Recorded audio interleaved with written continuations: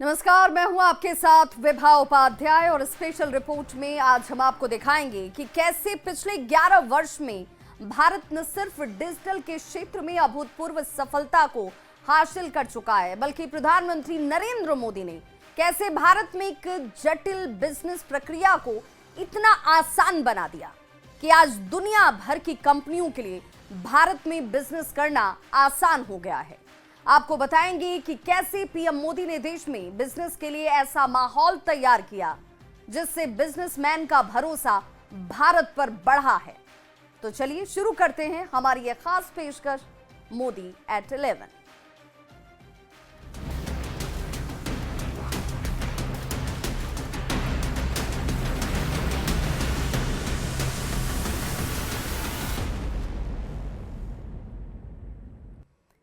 देश में कभी लाल फीताशाही की दीवारें थीं, तो आज डिजिटल इंडिया की उड़ान है। कभी कारोबार एक जटिल प्रक्रिया हुआ करती थी, आज अवसरों की एक नई दुनिया है।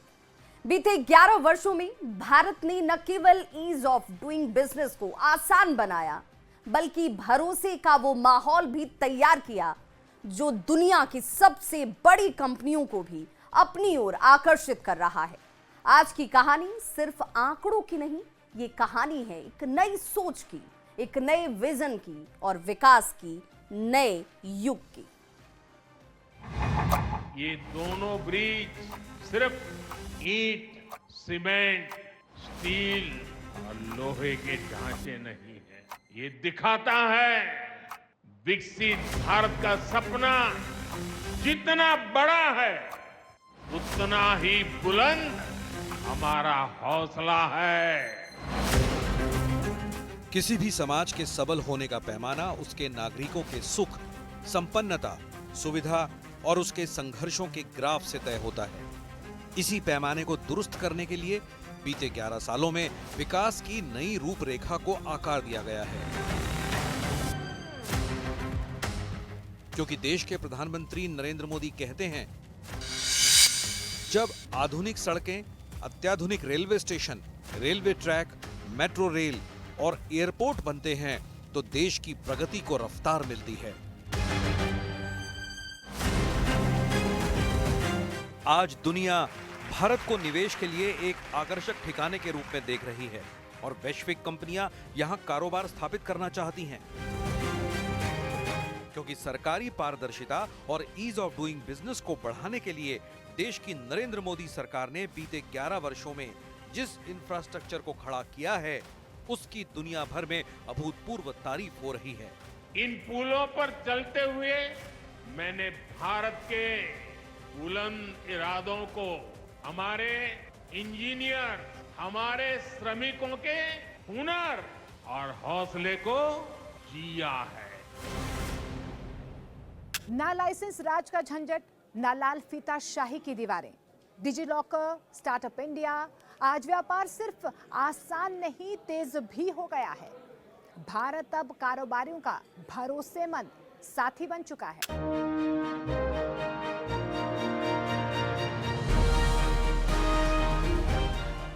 देश के बेहतर होते कारोबारी माहौल का सबसे प्रभावशाली उदाहरण है भारत का स्टार्टअप इकोसिस्टम।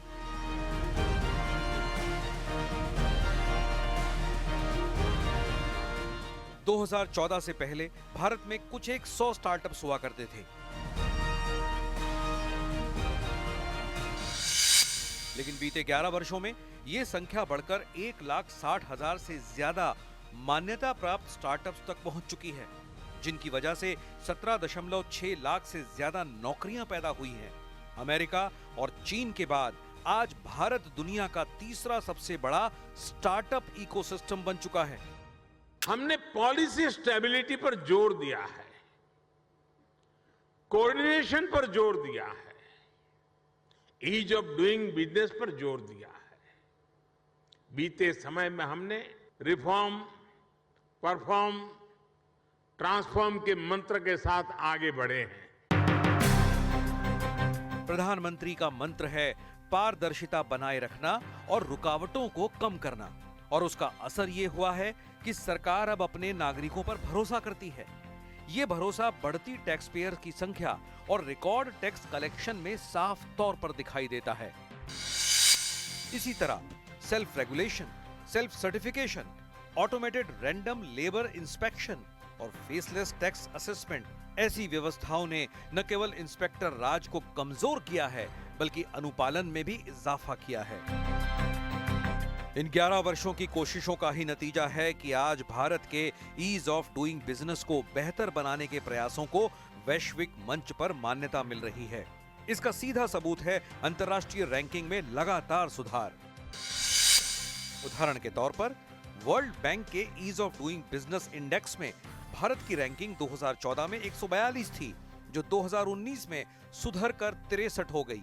इसी तरह वर्ल्ड बैंक के लॉजिस्टिक परफॉर्मेंस इंडेक्स LPI 2023 में भारत 6 पायदान ऊपर चढ़कर 139 देशों में 38वें स्थान पर पहुंच गया है। इस सुधार का मतलब बताता है कि बीते 11 वर्षों में सरकार ने न सिर्फ देश में कारोबारियों के लिए एक सुरक्षित माहौल तैयार किया, बल्कि पारदर्शिता का भी खास ख्याल रखा गया है। ये बढ़ा हुआ भरोसा विकसित भारत के निर्माण के लिए बेहद अहम कड़ी साबित हो रहा है। MSME और छोटे उद्यमों को बराबरी का मौका देने और पारदर्शिता को बढ़ावा देने की दिशा में सरकार की प्रतिबद्धता का एक शानदार उदाहरण है GeM पोर्टल की सफलता। इस सरकारी प्लेटफॉर्म के जरिए अब तक 5 लाख करोड़ से ज्यादा की सरकारी खरीद हो चुकी है। भारत ने व्यापार को आसान बनाने के मामले में बड़ी कामयाबी हासिल की है। 2014 में जहां भारत की रैंक 142 थी, वो 2019 में सुधरकर 63 तक पहुंच गई, यानी 79 पायदान की छलांग। साल 2023-24 में 1.89 लाख से ज्यादा नई कंपनियां बनी, जो पिछले साल से 16% ज्यादा है।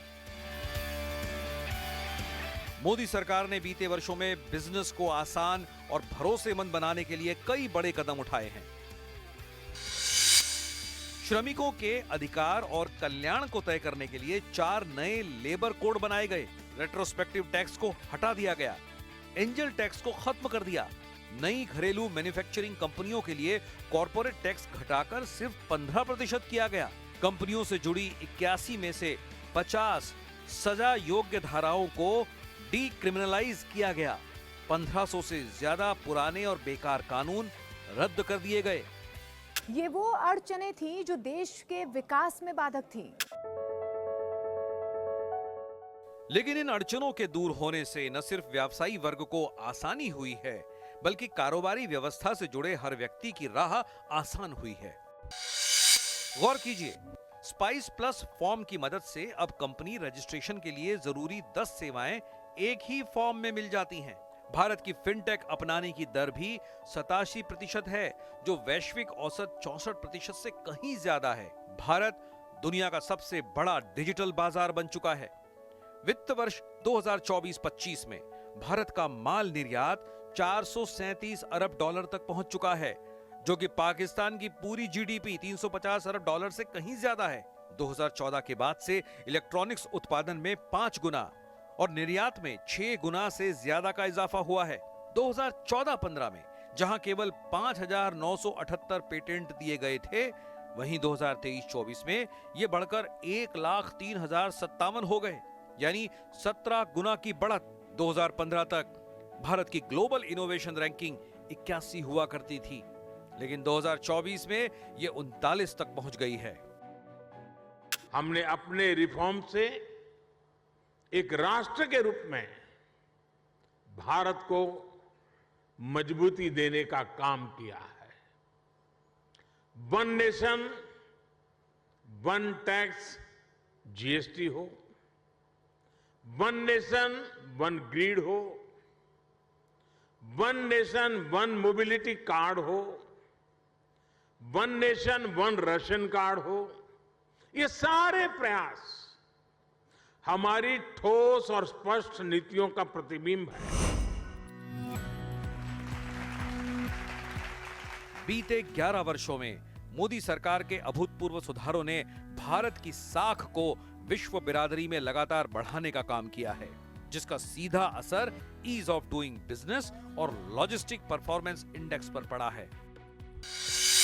Ease of doing business ranking में अब से 11 साल पहले भारत 142वें पायदान पर था, वो अब 63वें पायदान पर पहुंच गया। लॉजिस्टिक परफॉर्मेंस इंडेक्स में भी भारत ने 54 से छलांग लगाकर 38वां स्थान प्राप्त कर लिया है। इस सुधार के पीछे सबसे बड़ी वजह है बुनियादी ढांचे में सुधार। पिछले 11 वर्षों में देश की नरेंद्र मोदी सरकार ने रेलवे इंफ्रास्ट्रक्चर, हवाई यातायात और सड़कों का जाल बिछाने में शानदार काम किया है। हमारी सरकार ने चुनौती को ही चुनौती देने का रास्ता चुना है। आज जम्मू कश्मीर में बन रहे अनेकों ऑल वेदर इंफ्रास्ट्रक्चर प्रोजेक्ट इसका उदाहरण है,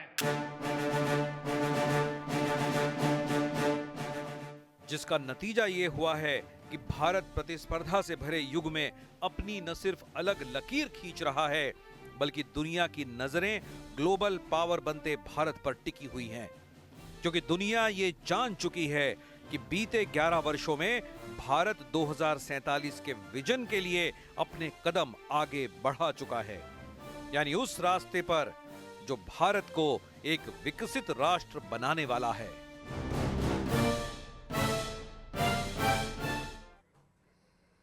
और बड़ी खबर इस वक्त आ रही है राजनीतिक गलियारे से, जहां पर जीतन राम मांझी की तरफ से चिराग पासवान पर जोरदार हमला किया गया। इशारों ही इशारों में बिना नाम लिए हुए चिराग पासवान पर हमला करते हुए केंद्रीय मंत्री जीतन राम मांझी नजर आए। पैसे देकर रैली में लोगों को बुलाने का आरोप उनकी तरफ से लगाया गया। रैली में 20 गाड़ियां रखी जाती हैं, 10 गाड़ी नारा लगाने वाले लोगों की होती हैं। इमामगंज में प्रचार नहीं करने पर जीतन राम मांझी की नाराजगी एक बार फिर से खुलकर सामने आई। हालांकि नाम नहीं लिए बगैर ही उन्होंने चिराग पासवान पर जोरदार हमला किया। आपको बताते चलें कि चिराग पासवान ने इमामगंज में प्रचार नहीं किया था, जिसकी टीज जो है वो जीतन राम मांझी के इस बयान में भी नजर आती है। तो इशारों ही इशारों में चिराग पासवान पर जोरदार हमला करते हुए जीतन राम मांझी, कहा गया कि पैसे देकर लोगों को बुलाया जाता है रैलियों में। रैलियों में जो भीड़ आपको नजर आती है वो कार्यकर्ताओं की नहीं है, वो भीड़ लोगों की और चाहने वालों की नहीं है, प्रशंसकों की नहीं है, बल्कि ऐसी भीड़ को बुलाया जाता है पैसे के बल पर। जीतन राम मांझी की तरफ से चिराग पासवान को लेकर एक बार फिर से जोरदार हमला किया गया। इशारों ही इशारों में चिराग पासवान को उन्होंने अपनी नाराजगी एक बार फिर से सामने भी रख दी और आरोप भी लगा दिया कि भाई रैलियों में 20 गाड़ियां रखी जाती है और इन गाड़ियों का इस्तेमाल कैसे होता है तो वो भी जानिए। इन गाड़ियों में 10 गाड़ी ऐसी होती है जो नारा लगाने वालों की गाड़ी होती है, कि लोगों को ऐसा लगे कि भाई बड़ी भीड़ है, लोग नारे लगा रहे हैं। लेकिन जीतन राम मांझी ने कहा कि ये गाड़ियों का कमाल है जो इस्तेमाल किया जाता है, पैसे के बल पर लोगों को बुलाया जाता है और ऐसे लोगों के जरिए ही भीड़ दिखाने की कोशिश की जाती है। चिराग पासवान के ऊपर अपनी नाराजगी और खींच कह लीजिए या फिर टीज कह लीजिए जीतन राम मांझी की एक बार फिर से नजर आई, जिसमें उन्होंने चिराग पासवान पर जोरदार हमला किया। और चिराग पासवान ने चूंकि इमामगंज में प्रचार नहीं किया था और इसे लेकर जीतन राम मांझी इससे पहले भी कई बार अपनी नाराजगी को जाहिर कर चुके हैं, कह चुके हैं। हालांकि उन्होंने कहा कि भाई कोई फर्क नहीं पड़ता कि कौन साथ दे रहा है नहीं दे रहा है, कोई प्रचार कर रहा है या नहीं कर रहा है, हमारा अपना जनाधार ही बड़ा मजबूत है। लेकिन एक बार फिर से जीतन राम मांझी ने इस बयान के जरिए ये दिखा दिया, एक बार फिर से बताने की कोशिश की। इस आरोप के जरिए उन्होंने कहा जरूर, हालांकि इशारों में कहा, नाम नहीं लिया, लेकिन राजनीति में इशारों के बड़े मायने होते हैं और उन इशारों के जरिए ही जीतन राम मांझी की तरफ से चिराग पासवान पर यह हमला किया गया। जो अपने को ताकतवर समझते हैं वो दुनिया को दिखाने के लिए वो कुछ बोलते हैं, लेकिन जो ताकतवर होता है कुछ नहीं बोलता है, वो समय पर आने पर वो अपना वो काम कर लेता है।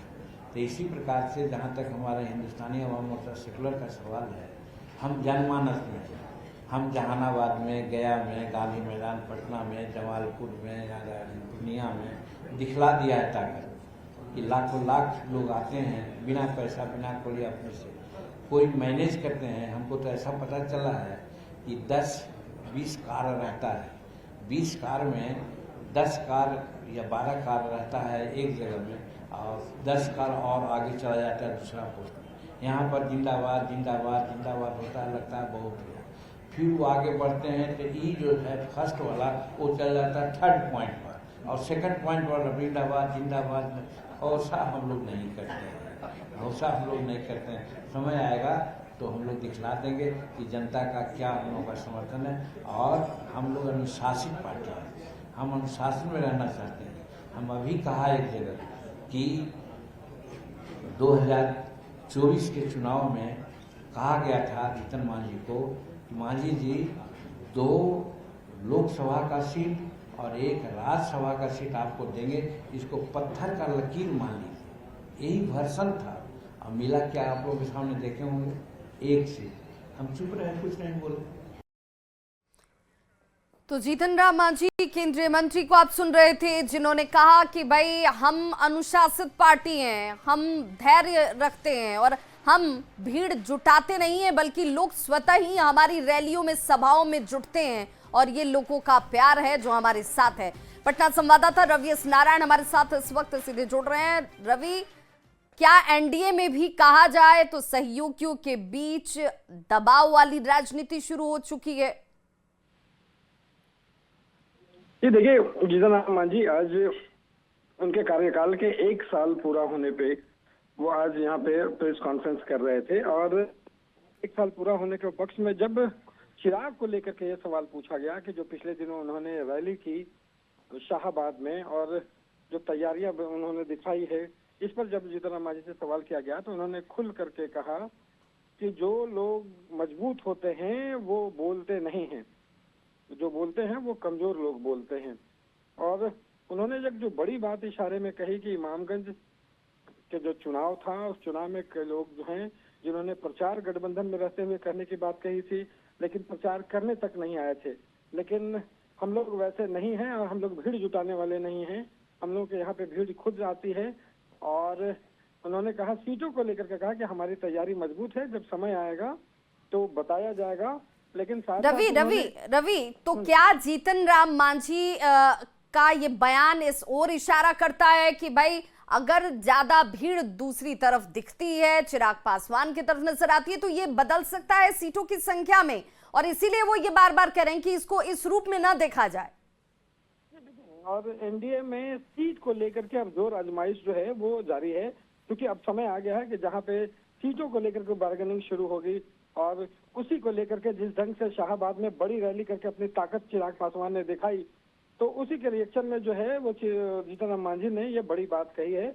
और चूंकि उन्हें पता है कि यहाँ पे जिसकी जितनी ताकत होगी, जितनी मजबूती होगी एनडीए में, उसको सीटें जो है उस तरीके से मिलेगी। उन्होंने एक बात और कही रिवाज, जो बड़ी बात है, उन्होंने कही कि पिछले लोकसभा चुनाव में हमें 2 सीट और 1 राज्यसभा सीट देने की बात कही गई थी, लेकिन सिर्फ 1 सीट ही दी गई, लेकिन हम लोग चुप रहे। तो ये भी एक याद करवाया गया कि लोकसभा में हमें कम दी गई थी और इस विधानसभा में उसकी पूर्ति की जाए। और बिल्कुल, जो त्याग लोकसभा में हमने कर दिया उसकी भरपाई अब विधानसभा में होनी चाहिए। जी बिल्कुल, और लोकसभा की जो बातें थी, जो भरपाई नहीं हो पाई थी, वो विधानसभा में भरपाई हो, ये उन्होंने एक तरह से जता दिया है। बिल्कुल, और देखना होगा रवि, देखना होगा कि ये दबाव जो है वो कितना काम कर पाता है, किसकी सीटों की संख्या कितनी हो पाती है, और ये कैलकुलेशन क्या सचमुच सीटों में, विनिंग सीटों में भी तब्दील हो पाता है क्या? बहुत बहुत शुक्रिया रवि एस नारायण तमाम जानकारी के लिए।